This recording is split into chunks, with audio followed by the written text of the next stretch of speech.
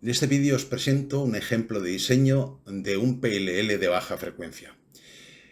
Es un complemento al vídeo anterior en el que estudiamos los PLL y los diferentes tipos que existían. Este vídeo presenta el diseño y simulación de un PLL, como digo, mediante LTSpice, completamente operativo. Debido a que está basado en el 555, las frecuencias de las señales están limitadas como máximo a 10 kHz, límite práctico por experiencias personales, más que nada. La arquitectura diseñada es de un PLL tipo 1 para señales digitales, con una frecuencia de la señal de entrada de 1,27 kHz aproximadamente. Se hace un recordatorio rápido de los modos de funcionamiento del 555 usados en el diseño. Además, los filtros que se emplean son todos activos de Butterworth. Insisto una vez más en que el diseño es real y por tanto se puede implementar en una PCB o como parte de otro diseño más complejo. Todos los archivos os los puedo proporcionar para que los uséis. Vamos a centrarnos en la arquitectura que veis en la diapositiva, que es un PLL, la arquitectura de un PLL tipo 1 para señales digitales. La señal de entrada es digital, la señal del VCO, una vez que pasa por el divisor de frecuencia correspondiente, es también digital para poder utilizar un comparador fase elemental que es una puerta XOR, como habíamos visto en el vídeo anterior. Por su parte, el filtro paso bajo, como veremos más adelante, es un filtro en este caso de Butterworth, aunque podría no serlo, podría ser de Chebyshev o podría ser cualquier otro filtro, pero eso sí, un filtro activo. Fijaos, el diseño se basa en el uso del 555 y filtros activos.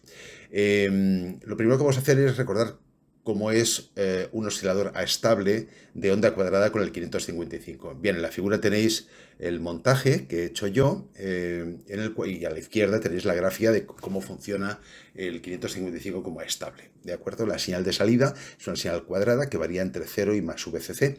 Los tiempos a nivel alto y a nivel bajo tenéis ahí las ecuaciones, como vimos en su momento, y el ciclo de trabajo de mayúscula pues lo tenéis también en la parte inferior, en la ecuación de la parte inferior izquierda.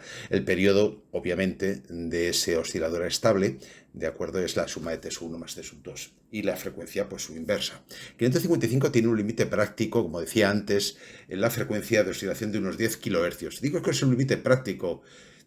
Yo no he llegado a 10 kHz nunca, da algunos problemas, no recomiendo una frecuencia mayor, aunque teóricamente se podrían conseguir frecuencias próximas a los 100 kHz, debido a los problemas, ya digo, de funcionamiento que surgen con frecuencias relativamente elevadas o por encima de los 10 kHz.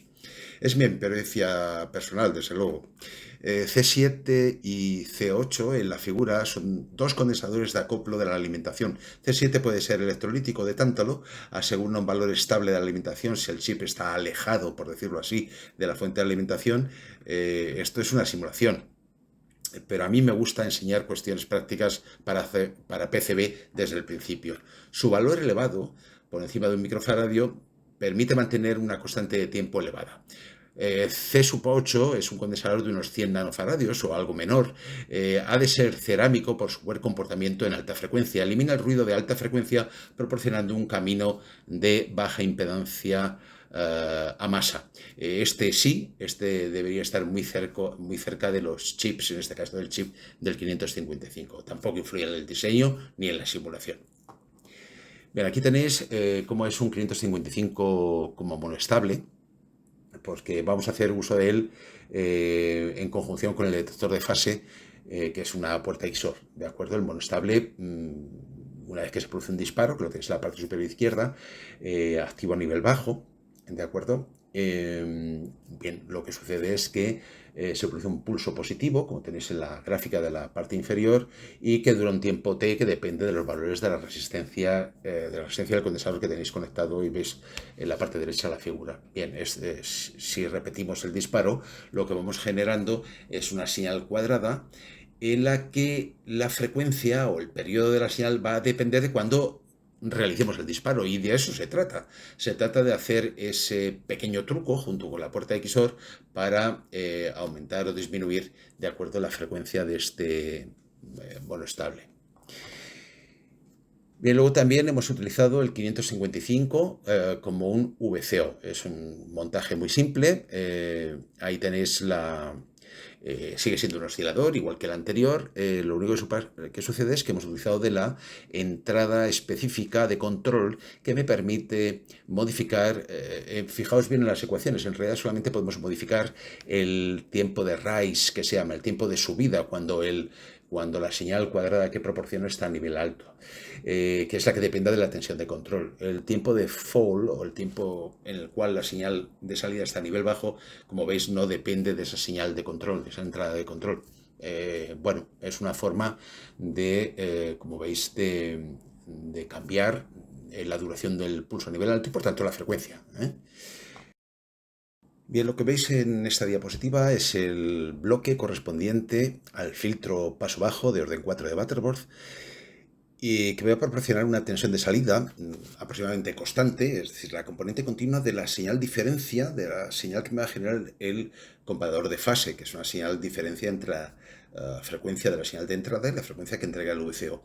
Bien, pues con este filtro lo que intentamos es de orden 4, es probablemente suficientemente selectivo en frecuencia. Lo que intentamos es quedarnos con la componente continua de esa señal. Fijaos que si hay mucha diferencia entre ambas fases, lo que va a suceder es que el pulso de la señal de diferencia va a durar mucho, y si no va a durar menos, eso significa un valor medio más grande o más pequeño. De esto se trata.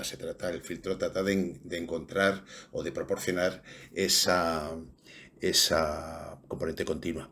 He establecido la frecuencia de corte en 31,83 Hz, bueno, porque me ha parecido adecuado para las frecuencias de las señales de entrada y que pretendo obtener del VCO.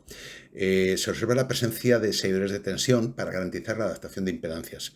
Por otro lado, el filtro está compuesto por dos filtros activos. Esto también hay que recordarlo, de segundo orden, para conseguir el orden 4. En cualquier caso, el conjunto es un filtro con aproximación polinomial de Butterworth, como vimos en un vídeo que tenéis en el canal también. Y también están diseñados para conseguir que todos los operacionales tengan compensado el offset, como se comentó también en vídeos anteriores. Llama la atención el divisor resistivo de la entrada, que es necesario para no saturar los amplificadores operacionales. Por lo demás, hay que tener en cuenta que, os habéis fijado en diapositivas anteriores, los 555 entregan señales cuadradas, sí, pero entre 0 y más VCC, que VCC puede ser 10 voltios, 12, 8, 15, en fin, eso es cada uno según la fuente de alimentación que tenga. Claro, esto no son niveles lógicos, propiamente dicho, esto no son niveles entre 0 y 5 voltios o entre 0 y 3,3 voltios, según la tecnología que estemos empleando. Por el momento aquí no me he metido con ello, pero si quisiéramos manejar desde el principio señales entre 0 y 5 voltios, pues obviamente la salida del oscilador de entrada, la salida de la estable, todo eso tendrían que ser señales entre 0 y 5 voltios, entre 0 y 3,3 voltios. En cualquier caso, insisto en que este divisor resistivo es únicamente para garantizar que los operacionales no se saturan.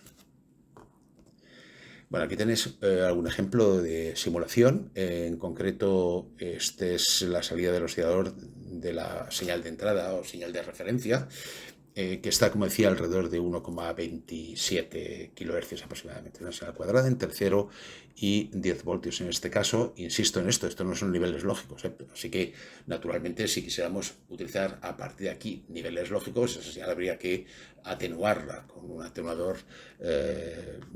Bueno, probablemente un atenuador resistivo podría deformar un poco la señal o meter un poco de ruido. En fin, un atenuador basado en operacional es mucho más aconsejable. Pero bueno, de momento lo he dejado así porque el modelo funcional que tiene el EtherSpace para las puertas XOR pues funciona con este nivel de tensión tan elevado. Bueno, pues nada más que eso. Que lo tengáis en cuenta si hacéis un montaje real. Bien, aquí tenéis la salida del VCO en dos momentos diferentes. Se observa el cambio de frecuencia de oscilación.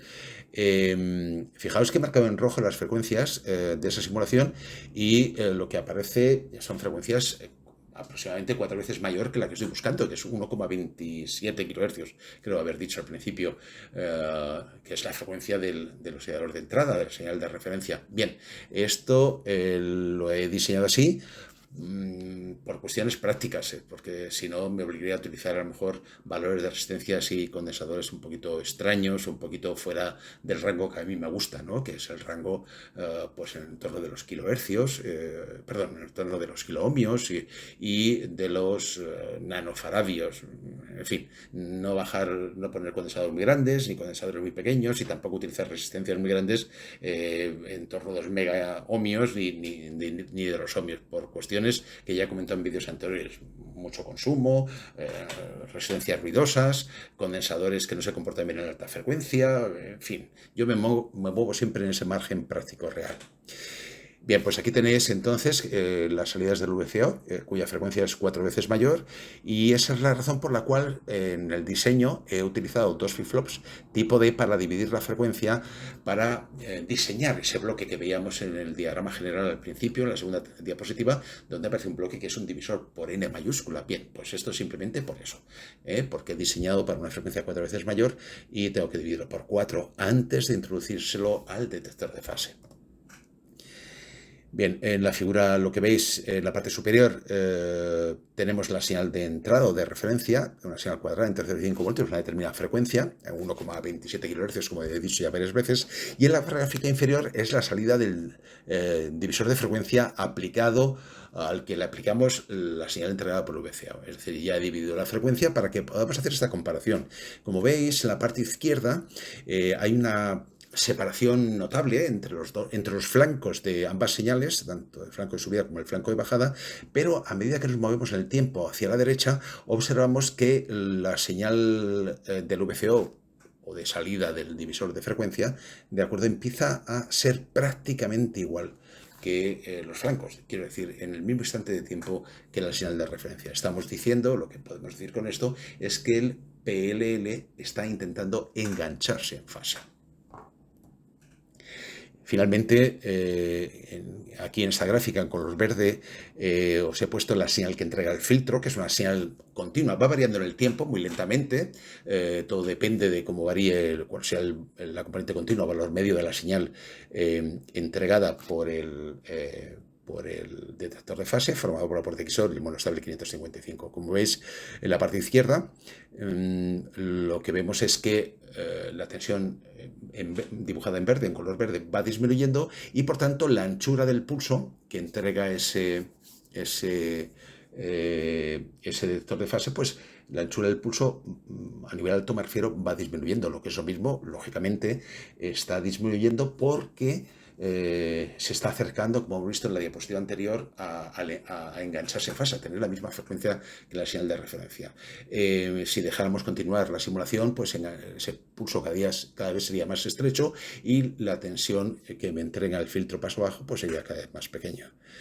Bien, pues con esto concluimos. Espero que os pueda ser útil si queréis montar este diseño. Insisto en que si queréis el diseño para el LTSpice me lo pidáis a través del canal y yo gustosamente os entrego el diseño para que hagáis vuestras propias simulaciones. Muchas gracias.